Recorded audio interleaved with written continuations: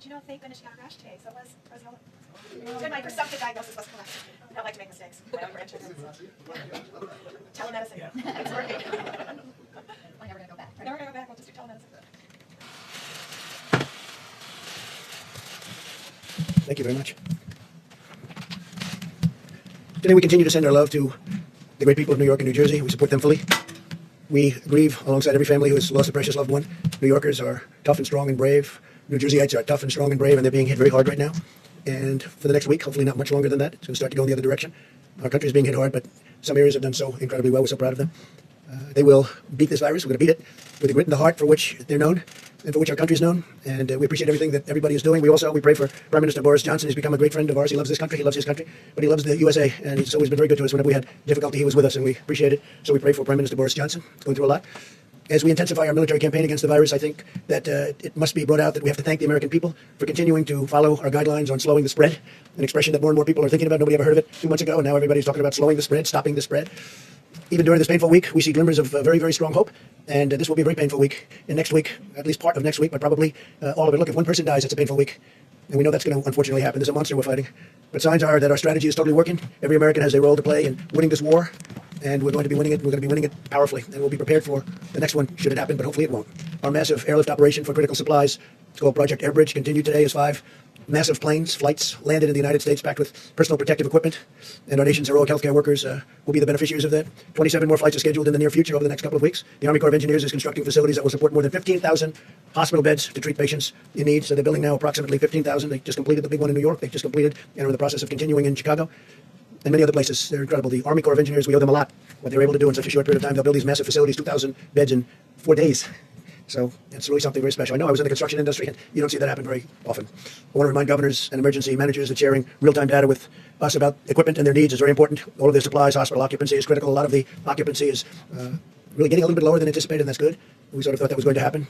And we get along very well with the governors. This whole situation with respect to talking to us about equipment and equipment needs, giving us a little bit of lead time, so important. All the supplies, we're getting it to everybody like they never thought possible, but we'll ensure that we can rapidly deploy federal assets where and when they're needed, especially on ventilators. We're actually getting some ventilators back. As you know, the state of California was great. They sent some back, which they won't need, and Washington State likewise. And we have some others coming back, so we're using them in areas we need them. We are pressing forward aggressively on the scientific frontier of the medical war. The companies I've spoke to, the 4 leading, I call them the genius companies, they're doing incredibly well with respect to cures and also with respect to a vaccine that's going to protect us, totally protect us. And they have some great potential. It's going to take a little while yet, but they have some great potential, some great early results. And the governor's been working hard, and we are working hard with the governors. There's been great coordination, especially over the last little while. We're giving them a lot of equipment, a lot of ventilators, but a lot of equipment of all types. And I will protect you if your governor fails. If you have a governor that's failing, we're going to protect you. But the governors are working well with us over the last period of time. Today, in our stockpile of ventilators, and again, we need the stockpile so we can immediately move them from place to place wherever the monster hits. It's a monster. We have 8,675 ventilators right now in stock, ready to move. And we have all sorts of incredible soldiers. Our military is going to move them should they be needed. As an example, if we need additional in New York or the New York City area, you have city, and spoke to Mayor de Blasio, and we really have a great, well-coordinated campaign with Mayor de Blasio. It's been really good. Spoke to Governor Cuomo. There's been great coordination. So if they need something, we have it. If Louisiana needs something, we have it. Same thing with Michigan. Same thing with Illinois. There's certain spots that are very hot, and we'll see what happens. But we'll know pretty much we'll have time, and we'll be able to move it. In addition to the 8,675 ventilators, we have 2,200 arriving on April 13th. We have 5,500 arriving on May 4th. These are ones that we're building for the most part. And we have, as you know, great companies building them. Ford, General Motors, GE. We have really some great companies that are doing it. On May 18th, we have 12,000. On June 1st, we have 20,000. On June 29th, we have 60,000 ventilators coming. 60. So we have a total of 110,000 ventilators coming over a short period of time. I don't think we'll need them. Hopefully we won't need them. I don't think we'll need anywhere near them. But we'll have them for the future, and we'll also be able to help other countries who are desperate for ventilators. The UK called today, and they wanted to know would it be possible to get 200, and we're going to work it out. We've got to work it out. They've been great partners, United Kingdom, and we're going to work it out for them. So they wanted 200. They needed them desperately. We now have 10 drugs in active trials, with 15 more soon to follow, as well as 2 vaccine candidates in active clinical trials. We'll do whatever it takes to secure needed medical supplies and bring more production of essential medicines back to our shores. We're doing that. We're bringing them back to our shores. A lot of these companies, they went a little bit haywire. They went away from this great country, and they had them produced elsewhere. So we're going to start bringing it back. I've been talking about that for a long time, not only with medical, but lots of other things. America continues to perform more tests than any other nation in the world, and I think that's probably why we have more cases. Because when you look at some of these very large countries, I know for a fact that they have far more cases than we do, but they don't report them. We've performed 1.87 million tests to date, so that's 1,870,000 million tests. Think of that, 1,870,000 tests to date. And now we're performing them at a level that nobody's ever seen before. As we announced yesterday, CVS testing sites in Georgia and Rhode Island will be using Abbott Labs' rapid 5-minute tests. We're down to now 5 minutes. It's a 5-minute test so that people can get the results back very quickly. And we're actively engaging on the problem of increased impacts. This is a real problem, and it's showing up very strongly in our data on the African American community. And we're doing everything in our power to address this challenge. It's a tremendous challenge. It's terrible. And provide support to African American citizens of this country who are going through a lot, but it's been disproportional. They're getting hit very, very hard. In fact, while we have Tony here, I'd like to maybe have you come up and address that one, and then I'll continue. But if you could address that, it would be great, Tony, please. Thank you, Mr. President. We have a particularly difficult problem of an exacerbation of a health disparity. We've known literally forever that diseases like diabetes, hypertension, obesity, and asthma are disproportionately afflicting the minority populations, particularly the African Americans. Unfortunately, when you look at the predisposing conditions that lead to a bad outcome with coronavirus, the things that get people into ICUs that require intubation and often lead to death, they are just those very comorbidities that are unfortunately disproportionately prevalent in the African American population. So we're very concerned about that. It's very sad. It's nothing we can do about it right now except to try and give them the best possible care to avoid those complications. Thank you. Thank you very much. And Tony, I think you're going to have some pretty accurate numbers over the next few days, right? But they are they're very nasty numbers, terrible numbers. In total, 1,200 Abbott machines, Abbott laboratories have been fantastic, have been shipped now nationwide. Up to 500 more are being produced every week, and 50,000 testing cartridges are being manufactured per day. That means a lot of very fast tests. No nation in the world has developed a more diverse and robust testing capacity than the United States. We're dealing with other nations, helping them out because the testing is very tough for them, and our tests are very accurate. A lot of tests are out there, they're not accurate at all. In fact, some of the tests, you don't have a clue what's going on. So we're working with other nations trying to get them help also. At a time when many Americans are experiencing increased stress, anxiety, and personal loss, we must also ensure that our country can meet the mental health needs of those struggling in this crisis. There are people struggling. They're struggling. And some people are getting to know each other, frankly. Some families are getting to know each other on a positive note, but there are a lot of people struggling. On Thursday, I'll be speaking to leaders and advocates from the mental health organizations all across our country, and we are going to be talking about resources and tools that we'll make available to them. They need help, and it's a big problem. When you take something where it was the most successful country in the world, still is, the whole world is shut down. Think of it, we're down to numbers that are incredible. As I said yesterday, I think it's 182 countries right now. 182 countries are under attack by the scourge, by this virus. But as we wage medical war on the virus, we're also speeding economic relief to our people. It's incredible. We just had a meeting that was absolutely incredible with the banks. I spoke with leaders in the banking and finance industry about our efforts to help American workers and employers. As of today, small business has processed more than $70 billion in guaranteed loans and will provide much needed relief for nearly 250,000 businesses already. So we are going to be providing tremendous amounts of money to the small businesses of our country who have been absolutely clobbered, and they'll be keeping open, and they'll be paying their employees, and they'll be all set to go. We're going to have a rocket upward. I want to thank David Solomon, CEO of Goldman Sachs, Brian Moynihan, CEO of Bank of America, Gordon Smith, co-president, COO of JP Morgan Chase, Charles Scharf, CEO of Wells Fargo, Michael Corbett, CEO of Citigroup, Al Kelly, CEO of Visa, Michael Mibach, CEO of MasterCard, Noah Wilcox, CEO, Chairman of Grand Rapids State Bank, and we had numerous others also on the call, and I just appreciate them. We're way ahead of schedule, by the way. We're way ahead of schedule. The Paycheck Protection Program has been incredible. So based on the incredible success of the program, I'm announcing that I'll be asking Congress to provide an additional $250 billion for the Paycheck Protection, which will help keep Americans employed to facilitate a quick and full recovery. We're doing very well. We're looking very bipartisan. A lot of people want to do it, and the plan is amazing. You know, they're processing hundreds of thousands of loans, and this is the big banks that are doing it, the community banks. But the biggest banks right now in our country are doing it, and they're doing it for a lot of reasons. One of them is they want to help people. The WHO, that's the World Health Organization, receives vast amounts of money from the United States, and we pay for a majority, or biggest portion of their money. And they actually criticized and disagreed with my travel ban at the time I did it, and they were wrong. They've been wrong about a lot of things. And they had a lot of information early, and they didn't want it they seem to be very China-centric.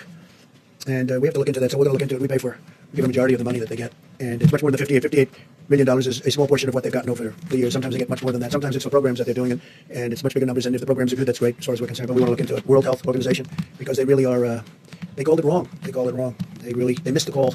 They could have called it months earlier. They would have known. And they should have known, and they probably did know. So we'll be looking into that very carefully. And we're going to put a hold on money spent to the WHO. We're going to put a very powerful hold on it, and we're going to see. It's a great thing if it works, but when they call every shot wrong, it's no good. We're in the midst of a great national struggle, one that requires the shared sacrifice of all Americans. In recent weeks, it's been remarkable to see so many companies and organizations and individuals, like the banks that I just told you about, biggest banks in the world. They stepped up to help small business. They have big business, small business. Small business will someday be the big business. But the small business is 50% of our economic strength. People don't realize when you add them up, but they just rose to the occasion. Everybody's rising to the occasion. It's been incredible to watch. To honor and celebrate the extraordinary examples of patriotism and citizenship, I'm asking Americans to use the hashtag America Works Together when sharing stories of how we're all working together, getting through this ordeal in a fashion that nobody would have ever thought possible. It's been incredible, and that's why the numbers are so far much better. We want to keep it that way. If you look at the original projections, if we did nothing, it would be disastrous. If we decided to do something, we closed it down. Had no choice. It was a good move. That was a good move. The early China move was a good move. The early Europe move was a good move. There were a lot of good moves, but closing it down was a big statement. It was a big, important thing. But we're looking to have far fewer deaths than originally thought, and I think we're heading in that direction, but it's too early to talk about it. I don't even want to talk about it now because we just want to work. And I think that people are doing an incredible job. The doctors, the nurses, the firefighters, the police, all medical people, what they're doing, the bravery that they're displaying is just incredible. Every citizen should take immense pride in the selflessness and all of the courage and compassion of our people, the workers, the people that are working, and construction workers going into hospitals, knowing nothing about this problem other than it's dangerous, and they go in there to rebuild sections of hospitals, and you have people in really big trouble right next door. They know nothing about it. All they know is they're going to get it done. They're going to fix that wing so they can have more people in there. It's incredible. But this is a national spirit that won our independence and settled the frontier and explored the horizons of space, and that's what we're doing. I mean, this is all new territory. It unlocked the miracles of science, and we're doing that. I wish you could have heard the calls I had yesterday with these great companies that come up with cures to diseases, and the success they've had over the last 15 years is really amazing. So I just want to thank all of them. They're working very hard. They're working with UK right now, the UK doctors, hopefully helping with their great Prime Minister. But these people are really tremendous signs of success, are staring us right in the face. I think we're going to have something that's going to be great in terms of vaccines and in terms of everything else that they're doing. Just really helping us, helping the people of our country, and helping ultimately the people of the world. So I want to thank you all for being here. I will take some questions, and then I'm going to give it over to the Vice President, and they're going to go into great detail into what we're doing and all of the successful supplies and medical equipment that we're getting. All of the ventilators, I've said it, but you can go over it in more detail if you'd like. But we're taking in and building thousands and thousands of ventilators, and they're very high quality. I said you got to go for the quality, and these are quality companies doing it. So because there is a big difference between a good ventilator and a not so good ventilator, Tony, right? We've seen that, and big difference. So we're going top of the line. Steve, please. The acting Navy Secretary submitted his resignation today. Why did that become necessary? What role did you have in this, sir? Well, I had no role in it. I've heard, I don't know him, but I've heard he was a very good man, and the whole thing was very unfortunate. The captain should not have written a letter. He didn't have to be Ernest Hemingway. He made a mistake, but he had a bad day, and I hate seeing bad things happen. Men made a mistake, but you shouldn't be writing letters, and you're in the military. You're the captain of a great ship, and you shouldn't be writing letters and sending them to many people, and then it gets out to the media. And, the question is, how did it get out to the media? So there's a lot of bad things happened there. And I had heard he did because he didn't want to cause any disturbance for our country. So that was because he wouldn't have had to resign. I would not have asked him. I don't know him. I didn't speak to him. But he did that, I think, just to end that problem. And I think in really many ways that was a very unselfish thing for him to do. What should happen now to Commander Cruiser?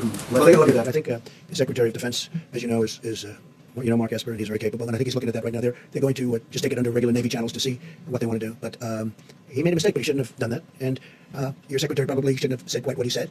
He didn't have to resign, but he felt it would be better for the country. So I think it will end it quickly. So, President, a couple on the economic front. The $250 billion that was added today will be added for the small business loan program. Brings it to $600 billion in total. Do you think that figure is enough? We're going to find out. When you see hundreds of thousands of applications, don't forget they're for $3,000, for $7,000, some for a couple of million. I guess one of the banks said a couple of million. So they're for different, very varying amounts of money. And there's a limit on the top, and then there's really no limit on the bottom as to what it might be. But it's really popular. It's hundreds of thousands of applications. They really like it. What I like is it keeps these companies together, these little companies. Just like we're going to help the airlines and the big companies, we're going to help the little companies. And the banks are nobody's equipped to do a thing like that, but the banks are equipped. So the banks are doing it. Big banks, small banks, we have many banks, community banks, and they're processing the loans. So they'll be able to watch it and make sure it's done properly. Talk today, sir, as well about potentially reopening the economy in the upcoming weeks. You mentioned the other day about a potential economic task force. Can you give us some sort of update as to where We're thinking about that, but we want to open up, and we want to get it open soon. That's why I think maybe we're getting to the very top of the curve. I spoke with Governor Cuomo, and he seems to think that he's getting close, and I think a lot of people think that a lot of places are getting close. We want to start hitting the downside, and I think we're going to be doing. This is going to be a very difficult week, however. This week will be a very difficult week because that's the most difficult week when you're at that top position, and we'll see what happens. it does account for the federal government too? Well, it's done a lot, and it's going to do a lot. I really think that with the stimulus, we can be maybe even beyond. We're going to do perhaps infrastructure, which you wouldn't have gotten approved before, and now people are looking to do it. And the beauty is we're paying zero interest. We're very close to zero interest. In some cases, we're paying actually zero. We have no interest charge. And the dollar is very strong, and people are investing in the dollar. They want, the fact that we have the strong currency. We have the currency. Our currency is everything. And other countries want to be in our currency. So we're getting all of the investment wanting to come into the dollar. The dollar is the strength. The dollar is the whole ballgame. We have a strong dollar. Other currencies are going down, way down in some cases. You look at other countries, I won't mention them, but other countries are going down 22%, 25%, 28%, and it's very hard for them. That makes it much more difficult with us. Our currency is relatively now stronger than it ever was, or it was over the last few years relative to other countries. It's always relative to other countries, but our currency is very strong. So therefore, people want to invest. If we do a bond issue to do infrastructure, everybody wants a piece of that issue, even at zero interest. Yeah, please. Did you see these memos that reportedly Peter Navarro wrote back in January? When did you see them, and how does these memos sort of square with what you often said that nobody could have predicted this? It sounds like he was predicting. I didn't see it, but I heard he wrote some memos talking about pandemic. I didn't see him. I didn't look for him either. But that was about the same time as I felt that we should do it. That was about the same time that I closed it down. I asked him about it just a little while ago because I read something about a memo. I said, "Did you do a memo?" I didn't look for it. I didn't see it. I didn't ask him to show it to me. He said, "Yes, I talked about the possibility of a pandemic." Nobody said it's going to happen, but there is a possibility. There always has been a possibility, but people wouldn't talk about it. But it was right about the time that I closed it down. And interestingly, the World Health Organization was not in favor of us closing it down. And if we didn't close it down, we would have lost hundreds of thousands more lives. So, Is it a good thing. Yeah. So at the time, though, when Peter Navarro did circulate those memos, you were still downplaying the threat of coronavirus in the U.S. You were saying things like, "I think it's a problem that's going to go away within a couple of days." It will go away. You said within a couple of days, cases will be down to zero. Well, the cases really didn't build up for a while, but you have to understand, I'm a cheerleader for this country. I don't want to create havoc and shock and everything else, but ultimately, when I was saying that, I'm also closing it down. I obviously was concerned about it because I closed down our country to China, which was heavily infected. I then closed it down to Europe. That's a big move, closing it down from China and then closing it down from Europe and then ultimately closing it down to the UK. And it was right about that time. But I'm not going to go out and start screaming, this could happen, this could happen. So again, as president, I think a president has to be a cheerleader for their country. But at the same time I'm cheerleading, I'm also closing down a very highly infected place, specifically the location, as you know, in China that had the problems. And we're closing it down, but we close it down to all of China, then we close it down to all of Europe. Those were big moves, and it was right about that time. Just a quick follow-up, Mr. Did you President. just learn about this today? Sorry? You learned about the memo today? I read about it maybe a day ago, 2 days ago. Do you feel like someone on your staff or Peter Navarro himself should have told you about the No, memo no, earlier? it was a recommendation. It was a feeling that he had. I think he told certain people in the staff, but it didn't matter. I didn't see it, but I did. I closed it down. I don't remember it even being discussed. We had a meeting where there were a lot of people. Most people felt they should not close it down, that we shouldn't close down to China, but I felt we had to do it. And that was almost the exact same time as the memo. If you had read the memo at the time, how would that have changed the steps you took to I stabilize think it changed the because I did. I basically did what the memo said, and the memo was, the memo was a pretty good memo from the standpoint that he took. I guess I didn't see it yet. You're saying that the U.S. would be warning that the U.S. would lose trillions of dollars and millions of lives. Well, you're not going to millions of lives, but you lose plenty of money. But I couldn't have done it any better because it was about the same time, and I closed it down to China. Just like you, so you maintain confidence in him. Of course I did. He wrote a memo, and he was right. And I haven't seen the memo. I'll see it later on after this. But it didn't matter whether I saw it or not because I acted on my own. I guess I had the same instincts as Peter. Peter's a smart guy. He's a good guy. And he's done a wonderful job. But he wrote a memo, and I guess he talked to various people about it. But ultimately, I did what the memo, more or less what the memo said, just about the time the memo came out. I closed it down. I took a lot of heat. The World Health Organization was very much against. They didn't like it. They actually put out statements about it. In all fairness to Joe Biden, he called me xenophobic. Like, I don't like China. I like China. I like the Chinese people are phenomenal people. So I was called xenophobic. I was called racist. How could I do a thing like this? Now, since then, Joe said that he was wrong, and he said that I was right. But I closed it down, and I was called names by some of the morning show hosts who don't have a clue what they're talking about. They're not smart people. And I was called all sorts of names when I closed it down to China. Now they try and hide that, the tape of them saying terrible things. But that was a great decision. If I didn't do that, we would have had hundreds of thousands more people dying. Yeah, please. You talked a lot about WHO, and I was wondering, Dr. Fauci had discussed them earlier, so if I could ask you a question about Well, he respects the WHO, and I think that's good, and he's worked with them for a long time. But they did give us some pretty bad play calling. They've also, I think, given lots of countries in the world accurate coronavirus testing that's been central to your guys' data modeling. And so, No. I can only say that with regard to us, they're taking a lot of heat because they didn't want the borders closed. They called it wrong. They really called, I would say, every aspect of it wrong. so until the funding freeze. Look, we fund it. Take a look, and we go through step by step. They said there's no big deal, there's no big problem, there's no nothing. And then ultimately, when I closed it down, they actually said that I made a mistake in closing it down, and it turned out to be right. But at the time, they did that. So we're just going to take a look at it. We fund it, and they seem to be. I said recently on social media, I said they seem to be very China-centric. That's a nice way of saying it, but they seem to be very China-centric, and they seem to err always on the side of China. And we fund it. So I want to look into it. Yes, please. There's a quick follow-up on that. So is it time to freeze funding to the WHO during a pandemic? No, maybe not. I mean, I'm not saying I'm going to do it, but we're going to look at You did say it. you We give a would. tremendous point, and I said we're going to look at it. We're going to investigate it. We're going to look at it. But we will look at ending funding. Yeah, because you know what? They called it wrong. And if you look back over the years, even, they're very much, everything seems to be very biased toward China. That's not right. I wanted to follow up. You talked about African Americans and how they've been disproportionately affected by the coronavirus. Seems to be, unfortunately. Do you plan on requiring the CDC, any federal agencies or state agents, public places doing tests, and private companies doing tests to collect that data on the race of the people being tested and the race of the people being treated? And how Well, we're seeing tremendous evidence that African Americans are affected at a far greater percentage number than other citizens of our country because we're dealing with our country. Now we're looking at it from a worldwide standpoint. Tony Fauci's looking at it very strongly, but these numbers have started to come out, and they're very strong, and they're pretty obvious. I mean, You will release that. You will release that. Would you like to talk about that for a second, please? I think one of the things that we're going to be doing with our Medicare data is to do that analysis. We're going to look back at the last month or so and look at related type illnesses going forward. We now have a code for coronavirus, so we can actually stratify by demographic information. So we can look at race as a factor. We can also look at what the underlying health issues are as well. So we'll be providing that data very shortly. But we will be doing that analysis. We're working on that. This is something that's come up over the last. I hadn't heard this, and then over the last few days, this has come up more and more. And I don't mean by a little bit. I mean many times. It's a real thing. Now we want to find cures. We want to find therapeutics. We want to find vaccines because that will solve everybody's problem. But why is it that the African American community is so much, numerous times more than everybody else, and we want to find the reason to it? And Dr. Fauci, Seema, both of them, and others are working on this. And we have very good. I would say in less than a week, I think you're going to have very good statistics. something specifically aimed at those communities that are being hard hit, those black communities that We're are being helping hard them hit. a lot. But what's happening is we're trying to find out why is it that it's 3 and 4 times. Now, maybe that's not going to be the final number, but why is it 3 or 4 times more so for the black community as opposed to other people? It doesn't make sense, and I don't like it. And we're going to have statistics over the next probably 2 to 3 days. Okay? Thank you. I'd like to ask a question on behalf of myself and a colleague who couldn't be here due to social distancing. Thank you. With First Newspapers, I'm the print ruler today. Thank you.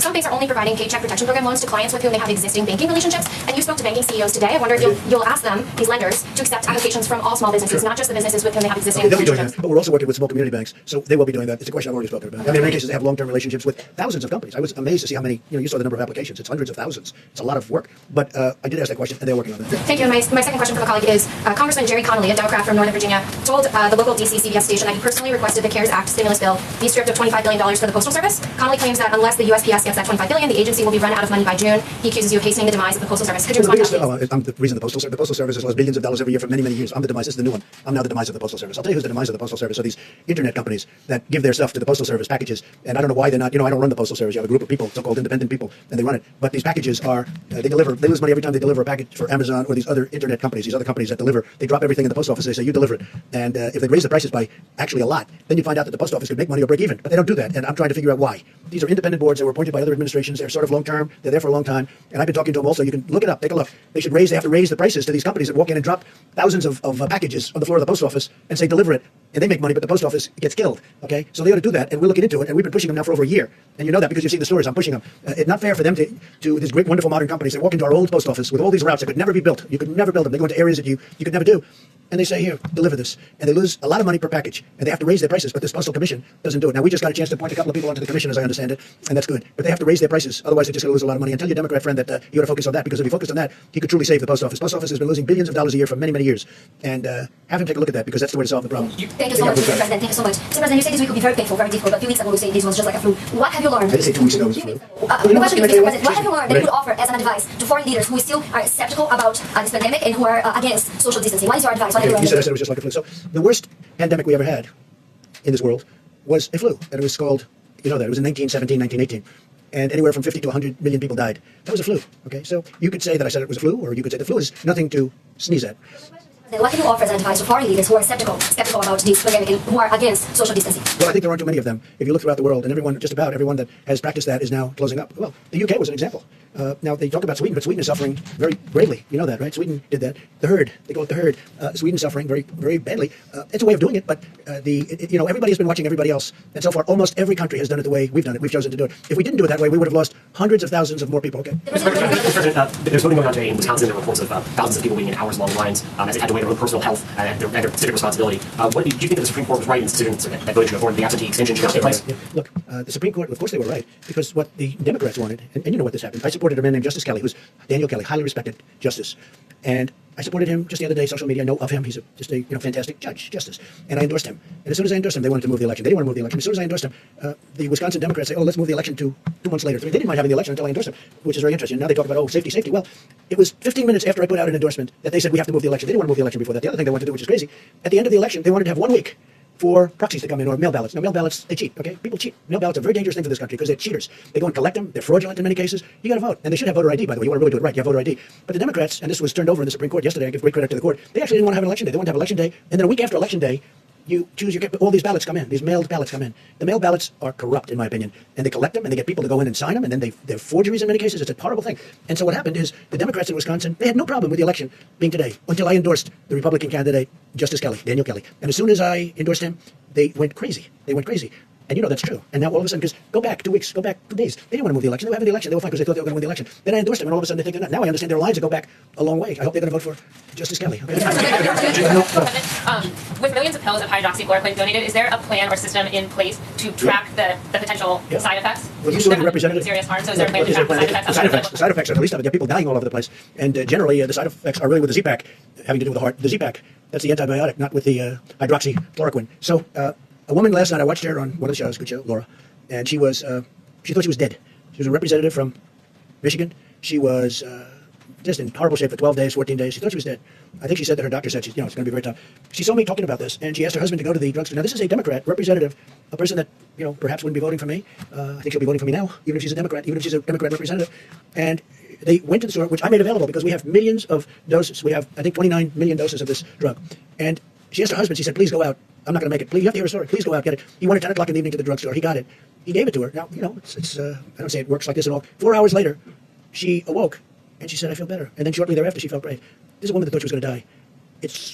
She's a Democrat representative, highly respected woman, African-American woman. I don't know if you saw it. As you asked the question about African-American, she was an African-American woman, a great woman. Her manner of speaking, the way she told the story was beautiful.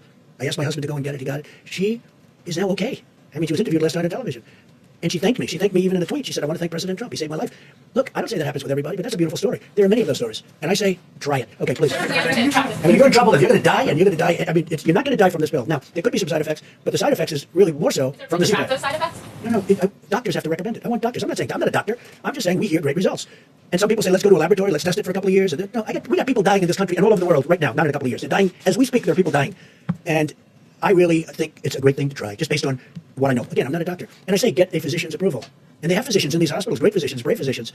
They also say it's good for the hospital workers to take them, that it's keeps it away, keeps it out of your system. I don't know, but there's a lot of good examples. And, we have a 1,500 case study going in New York, and it's almost complete, so it'll be very interesting to see what happens. Thank you, sir. But I appreciate that woman. She was great. You have to see it to believe it. The way she spoke, it was like a miracle.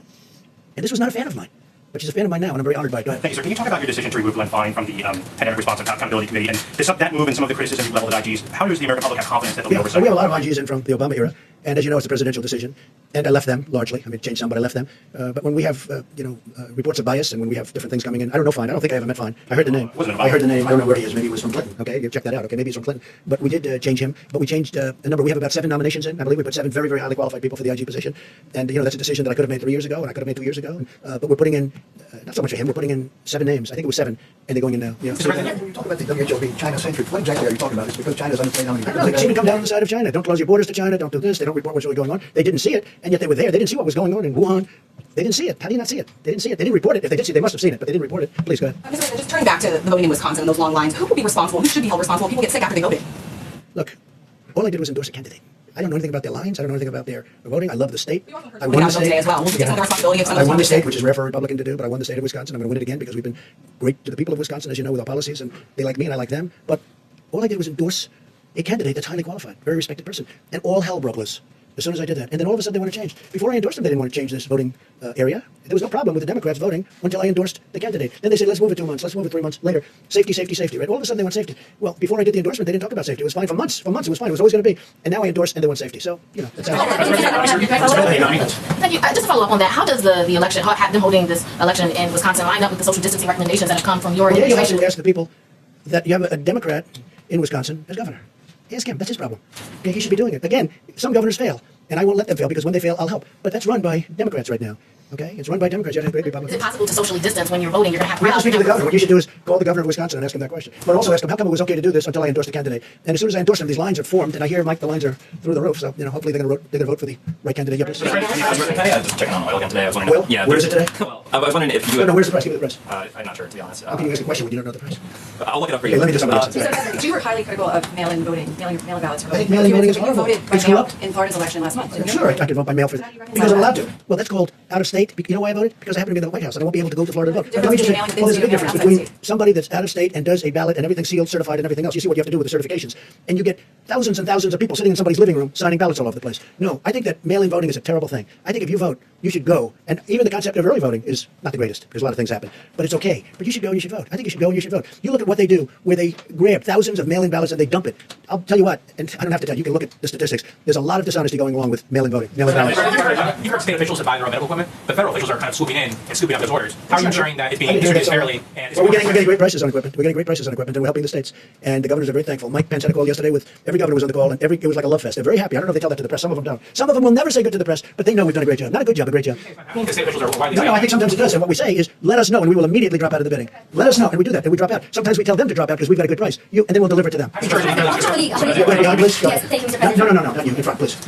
Some states have had trouble with getting accurate death counts, particularly because of lack of testing or no Did you say uniform. death counts? Yes, because of lack of testing and no uniform system to put that When you say into. death counts, I think they're pretty accurate on the death count. Somebody dies, I think the states have been pretty accurate. There's no That's a big testing. deal, what you're just saying. No, the death counts, I think they're very, very accurate. I do say this, I think if you look at China and if you look at some of these very large countries, when you talk about cases, number of cases, I would be willing to bet they have more cases than we do, but they don't do the testing like we do. But you look at, you look at some of these certain countries, and I would be willing to bet a lot that they have more cases. But we're more accurate, and our testing is done very accurately, and we've got a good process. Did you have one? Yes, please. Mr. President, Oh, yeah. you've been very consistently supportive of a payroll relief tax. what payroll? Payroll relief. Now, I know you're still busy trying to implement phase 3, but as we move towards phase 4, Yeah. are there still obstacles to that? Because that would put money in American pockets. Like Yeah, you're consistently. right. I would love to see a payroll. Good questions. I would love to see a payroll tax cut, and I think on behalf of the people, it would be quick. Now it's a longer term. It's a longer time because it's over a period of a year or whatever you want to make it. But I would love to see a payroll tax cut. There are many people who would like to see it as a permanent tax cut, payroll tax cut. Stopping it from Well, the Democrats right now are stopping it. What are their reasons? I don't know. Maybe they think it's good politics to stop it. But you get a lot of people, a lot of money immediately. The payroll tax cut would be a great thing for this country. I would like to have it regardless of this. But this would be a fantastic time to have the payroll tax cut. The Democrats are stopping it.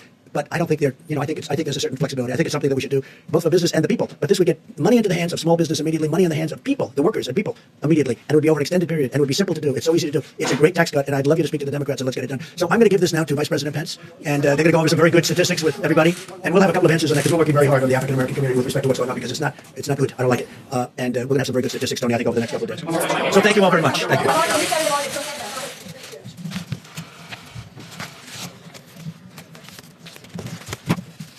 Thank you all. A few updates, and then I'll introduce Dr. Deborah Birx to talk about what we're seeing around the country, what the data is telling us. But suffice it to say, as the President said several times, this is a very tough week in America.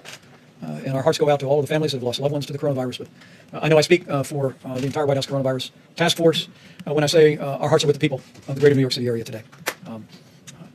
As we stand here today, in the midst of heartbreaking numbers of losses in New York City, I also want to assure the American people that there's reason for hope. As Dr. Birx will enumerate in just a few moments, despite the increase in losses, as Governor Cuomo articulated today, hospital admissions continue to decline. And in our report early this morning from Dr. Birx, we continue to see evidence of stabilization in some of the areas around the country of the most significant outbreak, the New York metro area, including New Jersey, Long Island, and Connecticut, New Orleans metro area, Detroit, Boston, Chicago, and Denver, as Dr. Birx will explain, continue to give evidence of stabilization, which in a very real sense is evidence that the American people are putting into practice the social distancing, the President's guidelines for our nation. And for that, as the President said earlier today, we thank the American people. Even in the midst of hardship and loss at a time when we've seen more than 385,000 Americans test positive for the coronavirus and more than 12,000 succumb to this illness. The evidence that Dr. Birx will describe to you will show that the American people know our future is in our hands. And so as I begin, allow me just simply to continue to urge every American to put into practice the guidance you're receiving from your state and local authorities. Take it to heart, take it seriously, share it with your family and your friends, and know that you're making a difference, America, because you truly are. Today, for my part, I spoke to over 500 small business owners in a conference call, and there I heard about their enthusiasm for the Paycheck Protection Program. And that call took place before the President had the Secretary of Treasury indicate our interest in acquiring another $250 billion for that program. As of this morning, more than $60 billion in forgivable loans that would cover 2 months of paychecks at small businesses had already been distributed, and the number is going to grow literally by the day. We also had a very productive call today with some other American heroes. You know, we all have in our hearts and in our minds our healthcare workers, and I'll speak for a moment about the supplies and resources that we're working to provide for all of them. But right below our healthcare workers are all the people that are working in critical infrastructure around the country, and some of the most important people are working in food supply. I mean, from the farmers and the ranchers to our processors, to our distributors, to our truckers, to our grocers. Americans are keeping food on the table for our fellow Americans. And let me begin by just saying what I said to some of the most prominent CEOs of meat and grain industry companies in the country, companies like Tyson Foods and Hormel today. Not just these companies, but to all the hardworking people working in food supply today, thank you. Thank you for what you're doing to keep those grocery store shelves stocked. Thank you for showing up to work every day and working hard to keep that food supply rolling in America. You know, it was more than 5 weeks ago that the President brought in all the grocery store leaders in the country, and there he received a commitment that no grocery store in America would close, and they haven't. But it's been these heroic Americans, from the farm to the fork, that have made it possible for Americans to have one less worry, and they're truly inspiring heroes. That being said, I did hear from the industry today that there have been reports of some plants having reduced capacity because of people having concerns about exposure to the coronavirus. In fact, over the last several days, there's been some incidents of worker absenteeism, and some plants have actually been forced to close temporarily. And so on behalf of the President, on behalf of our entire team, and on behalf of the Grateful Nation, let me just say to all of you that are working in the food industry at every level across the country, just understand that you are vital. You are giving a great service to the people of the United States of America. And we need you to continue, as a part of what we call our critical infrastructure, to show up and do your job, and know that we're going to continue to work tirelessly in working with all of your companies to make sure that workplace is safe. With that being said, let me talk about the other heroes that we always mention at this podium today, that Dr. Birx and Dr. Fauci invariably mentioned. That's our healthcare workers. At the President's direction, we've been working tirelessly, literally around the clock, to identify resources around the country and around the world to make sure our healthcare workers have the support that they need. With some 51 major disaster declarations, most recently Minnesota, being approved, states have stood up 27,000 National Guard. But personnel-wise, before the end of business today, there will be more than 3,000 Department of Defense and Health and Human Service medical personnel on the ground in the greater New York City area. And those people will be redeployed once that region of the country moves through the coronavirus epidemic in that area. And we salute those extraordinary patriotic Americans for stepping forward to bring real relief to our healthcare workers. With regard to equipment, Admiral Polovchak reported to the task force throughout the course of the day today that we have continued to distribute ventilators across the country. We're sending additional ventilators from the Strategic National Stockpile. Maryland will receive 50 ventilators. Delaware will receive 50 ventilators. And that will leave more than 8,400 ventilators still in the national stockpile. One correction from yesterday. After our press briefing yesterday, FEMA made a different decision with regard to what the state of California generously made available. And the ventilators, some 500 ventilators that we again want to thank Governor Gavin Newsom and the people of California for donating to our nation's efforts. 100 of those are being deployed to New York, 100 to New Jersey, 100 to Illinois, 50 to Maryland, 50 to Washington, D.C., 50 to Delaware, and 50 to Nevada. With regard to the remainder of what we call personal protective equipment, again, we've been literally leaving no stone unturned anywhere in the country, anywhere around the world. And as Admiral Polovchak described just a couple of days ago, we've established not just an air bridge, but a control tower system modeled after military logistics out of FEMA. And while FEMA is acquiring a small portion of what's being acquired, 90% of the supplies are being routed directly into our massive distribution system, and FEMA is using the data that Dr. Birx provides to target those resources to the areas most in need. I asked them to break out a few details about resources that just in the last 5 days have been distributed, and I hope it's an encouragement to healthcare workers all across these regions and around the country about the efforts that are being made to make sure they have what they need. You can see the New York metro area, including New Jersey, just in the last 5 days, more than 6 million N95 masks, more than 6 million surgical masks. When Governor Cuomo and I last spoke, he told me there was a real challenge for medical gowns in the New York City area and in New Jersey as well, and 2.8 million gowns were distributed to that region as well. Going next to New Orleans, where again, while we see some encouragement, challenges remain in that community. Some 837,000 N95 masks for healthcare workers, 165 surgical masks, other items including almost 6 million gloves have been distributed.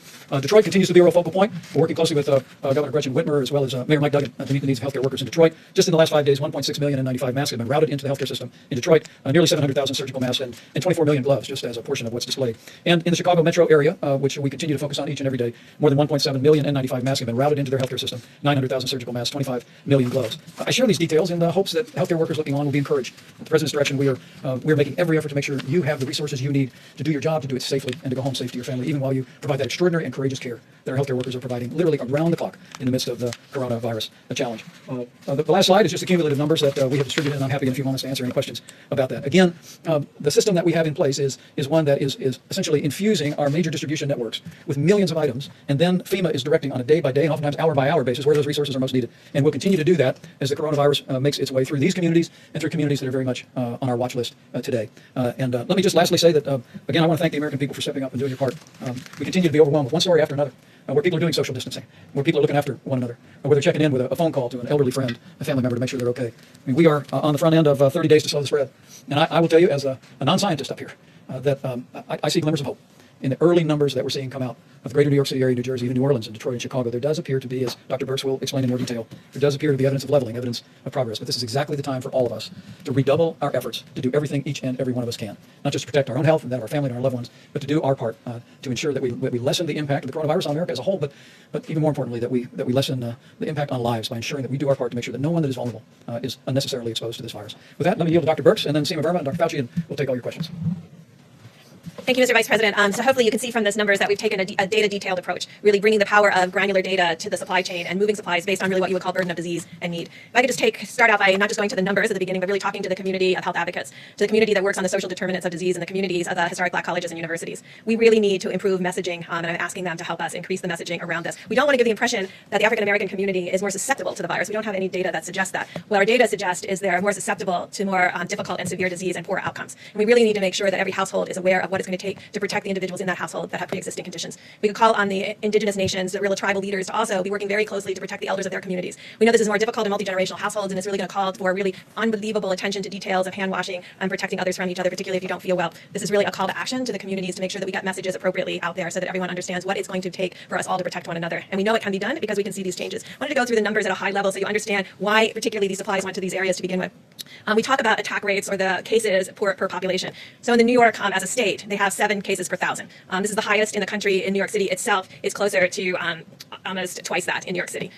New Jersey is 4 per 1,000, Louisiana 3 per 1,000, Massachusetts 2 per 1,000, Connecticut 2 per 1,000, Michigan 1.5 per 1,000. The District of Columbia, the Baltimore area, now 1.5 per 1,000, and we're watching them very closely. Pennsylvania 1 per 1,000, but we're concerned about Philadelphia. What is allowing us to move supplies based on burden of disease and need is the extraordinary West Coast that has had very low numbers, from Washington that was less than 1 per 1,000, California that's less than 0.5 per 1,000, and Oregon that's even less than that. And it's those states where there's large populations, because of the enormous work that they're doing to prevent expansion and spread of the virus, it's allowing resources to go to these states and these communities and these counties that need more support. And so this kind of data analysis is allowing us to make very intelligent decisions about need, but also really understanding what's happening across the country in the development of the curves, as you have heard about. And so we do see, and I know you heard me caution that over the weekend sometimes there's decreased case reporting, and so there were increases in a series of communities on Monday. We're seeing that stabilize again, and when you look over 3 days, you're starting to see that we may be actually in a series of communities outside of New York and New Jersey and Connecticut creating a much flatter graph. A much flatter curve. So you saw New York and the increase, and then you saw, we're hoping, as Governor Cuomo and the mayor has described, that they're getting to a steady state where the next outcome is going down. But we see across the country, in Detroit, in Chicago, some real, not this extreme going to 7 cases per 1,000, but really staying in the more 2 cases per 1,000 and a different curve parameter then. And it really shows the amazing activity of every American in those cities to really ensure that there's social distancing, and really importantly, to ensure there's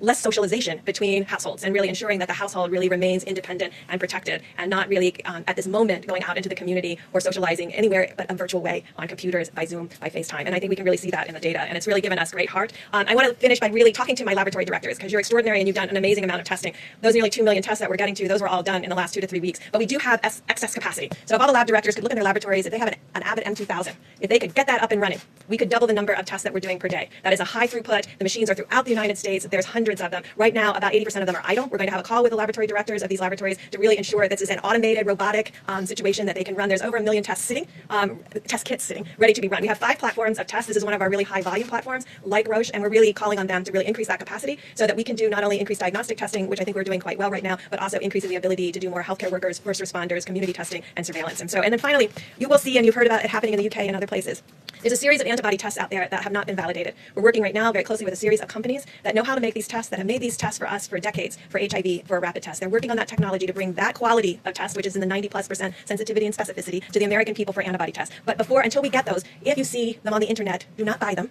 until we can give you a test that's reliable for all Americans. And we are working very hard to have that happen and bring that to the American public. Some of the tests that may be available on the internet may have very low sensitivity and specificity and give you a false reassurance that you either give you a false positive or a false negative, implying that you may be protected. So please wait until we have those tests available and validated. People are working around the clock to make those available to the American people. We all understand how important that is because you've heard us talk about asymptomatic cases, and we really want to know how broad that is and how common that is. And so in places like New York City, where I described that they had 7 per thousand, sometimes 2, 3, and 4 times any other place in the United States, being able to know what the number of people who never had symptoms but do have a positive test would be really critical at this point, particularly as we plan for any reoccurrence in the fall or in future seasons. Thank you. And we at Seema Verma, the Center for Medicaid and Medicare Services, will discuss what we've done to support hospitals. As we support healthcare workers, we want to make sure the institutions that are providing the environment for care are well financed, and she's got a couple of funding streams, and help is on the way. Seema? Thank you, Mr. Vice President. Let me just start with echoing the President and the Vice President's comments about our condolences to all the people out there that have lost somebody to the coronavirus, and also sincere appreciation and thanks to all our healthcare workers that are on the front lines. But we know that it's the impact on the healthcare system isn't just those frontline workers. Healthcare organizations across the nation are having increased expenses. They're having to spend more on supplies. You're seeing all of the supplies that are being sent to them, and that's having a direct impact on their bottom line. Many of them are also having increased expenses because they're taking advantage of some of the flexibilities that we've given them. Hospitals without walls, you may see tents out in their parking lots where they're doing testing or screening, so they have a lot of increased expenses as well. Other healthcare organizations are not performing essential surgeries or other services. A lot of them are moving to telehealth, and that represents lost revenue for these healthcare organizations across the country. And so the President has asked us to address this issue. About 10 days ago, we put out something called accelerated payments that we do in the Medicare program, and it allows us to advance payments to providers based on their historical Medicare revenues that they receive. So just in 10 days, we've been able to provide payments to providers. We had about 25,000 requests. We've processed about 70% of these. It's happened in about 5 days, and the total on that is about $34 billion that we've managed to put into the healthcare system. But those are essentially loans. The President has asked us to go further with this and to start the implementation of the CARES Act. That provides $100 billion to the healthcare system. You've heard Secretary Azar talk about the focus on some of those dollars going towards the uninsured, but the President wants to accelerate getting those dollars out. And so this week we will be putting out another $30 billion, which are grants. This is going to be based on Medicare revenue. There are no strings attached, so the healthcare providers that are receiving these dollars can essentially spend that in any way that they see fit. Also, this is going to be done in a very easy, simplified way. For many of our healthcare providers, we actually do direct deposit with them, and so those dollars will just go right into their bank accounts. For other providers, all it's going to require is a very simple registration, and we'll be able to give them that money as well. So we're expecting that to happen this week. The other thing to note is that this is not a first come, first served basis because we are basing this on their Medicare revenue. They will get these dollars. So even if it takes a few days, there shouldn't be any panic in the system as well.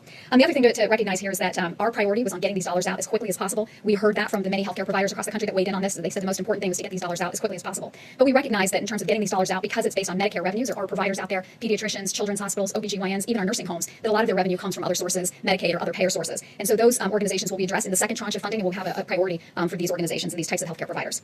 Also just want to say, so together between the loans that we've put out there with our accelerated payments and the $30 billion, that's about $64 billion for the healthcare system this week alone. And so I think, again, this is part of our effort to support the healthcare system, and also just want to, again, say thank you to all our healthcare providers out on the front lines. To all Americans, the best thing that we can do to support our healthcare providers is to adhere to those guidelines around 30 days to slow the spread. That is the best thing that we can do to support our healthcare workers. Thank you.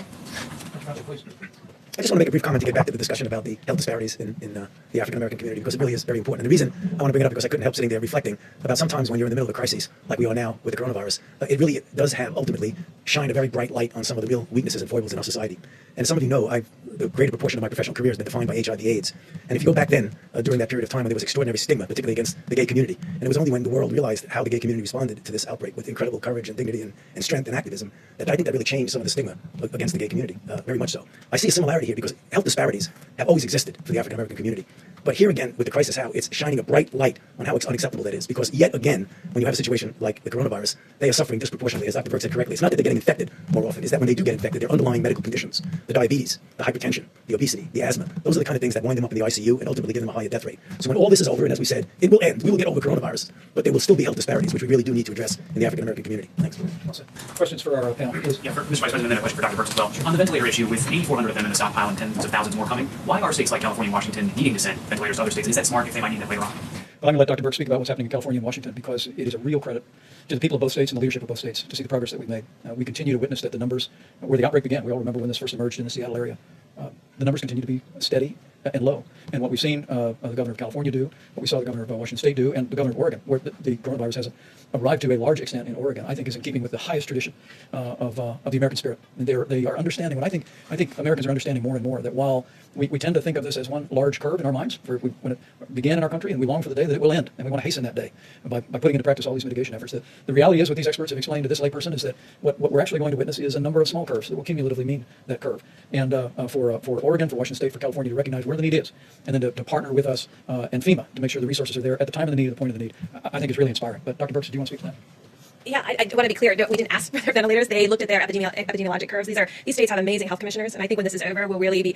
All of the models were based on something we have never attempted to do anywhere in the world. We have never attempted to do this kind of mitigation. It was always theoretic to many individuals, and now we see across the globe people mitigating against this virus, realizing that their own behaviors can change the course and future of this virus in their communities, which is really astounding. The power that gives us to actually understand that we can compete against this virus and do well. And so I think their governors and their health commissioners looked at their curves, looked at their hospitals, looked at their ICU, and looked at their needs, and then decided that they didn't need those at this time and wanted to make it available for other states that were in more of that 2 per thousand, 3 per thousand, 4 per thousand, 7 per thousand. And I think we'll learn a lot from other states and other communities to really understand how to do this better next time. And I think this is what will teach us, because we've never attempted anything like this, at least in my lifetime, where we've had these 30 days to stop the spread. I mean, we've not ever put out information like that.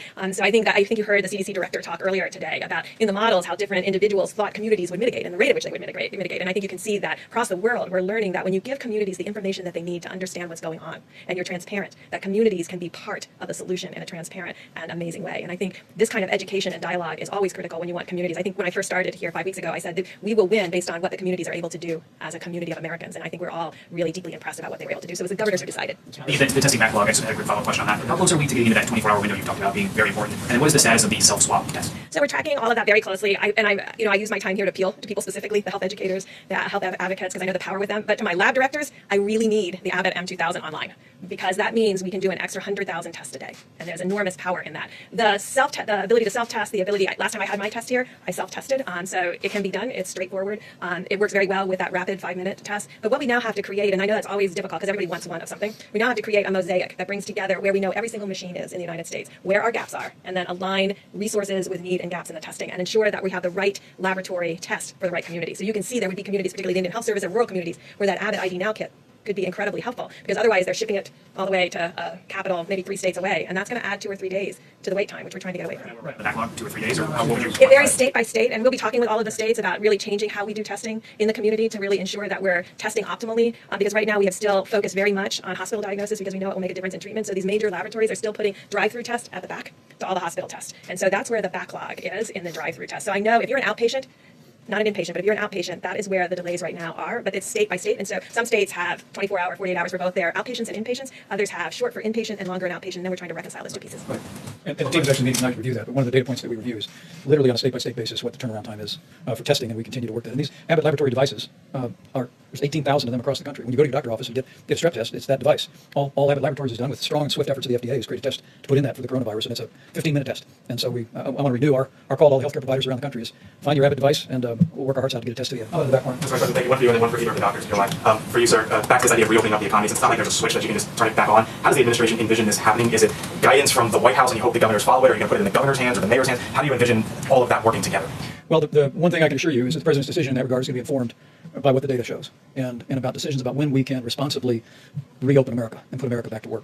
I can tell you the CDC will have new guidance tomorrow that the CDC will be publishing for people who were in proximity to an individual that tested positive for coronavirus but have no symptoms. And CDC will be publishing new guidance about how those individuals and the circumstances under which they might be able to return back to work using some facial protection and monitoring their temperature, but we'll detail that for you. But what we're going to be doing over the weeks ahead is, while we focus every day at the point of the need, as the president said many times, our first mission is to save lives. And that means to slow the spread, to bend the curve, to continue to engage the American people, which they are admirably doing, to continue to put all the social distancing into practice. But there is a dual track that the president has already initiated. Some of the best minds here at the White House are beginning to think about what recommendations will look like that we give to businesses, that we give to states. But it'll all, I promise you, be informed on putting the health and well-being of the American people first. Dr. Burks? For Dr. Burks or for Dr. Fauci, or three of you want to take that? Or? Go ahead. Secondly, as a lot of parents are sitting home with their kids, they've been home with their kids for weeks now, and they're wondering, maybe resigning the fact that maybe their kids aren't going back to school this year, but are looking ahead. What do you think summer camp holds, and what do you think the start of next school year holds? If you look down the line, you think it'll start on time? You think school next year starts on time? Can I say a word on behalf of teachers, since I'm married to one? There you go. My wife was all day yesterday at the elementary school she teaches at, loading up about 500 bins of art supplies for kids. And she's just one of millions of teachers across this country who find themselves having to distance teach kids. And I'm proud of Karen, but related, I'm proud of every teacher in this country. Secretary of Education was here not long ago talking about our efforts to expand distance learning resources even in K through 12. To all the teachers who are out there, we just want to say thank you. Thank you for what you're doing, for continuing learning even in this challenging time. And to all of the kids, just because you're home doesn't mean you don't have to do your schoolwork. Keep it up. What I will tell you is I'll yield to the health experts, but that'll be part of what we're looking at in terms of guidance going forward, whether it be summer school or whether it be returning to school next fall. But the most important thing we can do is put this epidemic behind us as quickly as possible. Well, my daughter's a school teacher, so she asked me the same question. It is unpredictable, but you can get a feel for if we start talking about the things where the curve goes down and we really have minimal. How we respond and what kind of a rebound we see or don't see, I think is going to have a lot of influence, probably more immediately on things like summer camps than it does in the fall. I fully expect, though I'm humble enough to know that I can't accurately predict, that by the time we get to the fall, that we will have this under control enough that it certainly will not be the way it is now, where people are shutting schools. My optimistic side tells me that we'll be able to renew to a certain extent, but it's going to be different. Remember now, because this is not going to disappear. So we're going to have in place the capability of doing the things that we talk about all the time on this stage, to identify, to isolate, to contact trace, number one. Number two, by that time, we'll have a better feel with the antibody test about what the actual penetrance of this infection was in society. How many people have actually been infected? Who's protected? If you have antibodies, it's very likely that you're protected. Who's vulnerable? Do you treat vulnerables different than you treat the people who are protected? All of these things are going to go into the decision of just how much back to the original way we'd like it to be in the fall. Bottom line is no absolute prediction, but I think we're going to be in good shape. Thanks much for Dr. Fauci or Dr. Burks. Can you talk about your concerns about deaths being misreported by coronavirus because of either testing or standards or other characterized? So I think in this country, we've taken a very liberal approach to mortality. And I think the reporting here has been pretty straightforward over the last 5 to 6 weeks. Prior to that, when there wasn't testing in January and February, that's a very different situation and unknown. There are other countries that if you had a pre-existing condition, and let's say the virus caused you to go to the ICU and then have a heart or kidney problem. Some countries are recording that as a heart issue or a kidney issue and not a COVID-19 death. Right now, we're still recording it. And the great thing about having forms that come in and a form that has the ability to mark it as COVID-19 infection, the intent is right now that if someone dies with COVID-19, we are counting that as a COVID-19 death. Can you be sure, and you hear from coroners that that's not necessarily the case, or are you sure, how can you be confident about that, and is there any concern that it skews the data that you're trying to collect in terms of projections and things like that? Well, I think that would apply more to rural areas that may not have the same level of testing, but I'm pretty confident in New York City and in New Jersey and places that have these large outbreaks and COVID-only hospitals. I can tell you they are testing. New York and New Jersey together have, by proportion, are testing extraordinarily well as Washington State and Louisiana. So I don't see that there's been a barrier in testing to diagnosis. I think there's so much focus now on coronavirus that, particularly if you take New York, which you all know is having a disproportionately higher proportion of the burden of the entire country is right now in New York. Now, I can't imagine if someone comes in with coronavirus, goes to an ICU, and they have an underlying heart condition and they die, they're going to say cause of death, heart attack. I cannot see that happening, so I don't think it's going to be a problem. How about one more? A question for Dr. Fauci on the virus hitting black communities the hardest. I mean, these numbers are staggering. Louisiana and other states are reporting 40 to 70% of deaths are African Americans. Do you expect that pattern to continue nationwide? Some states have not even reported their data yet.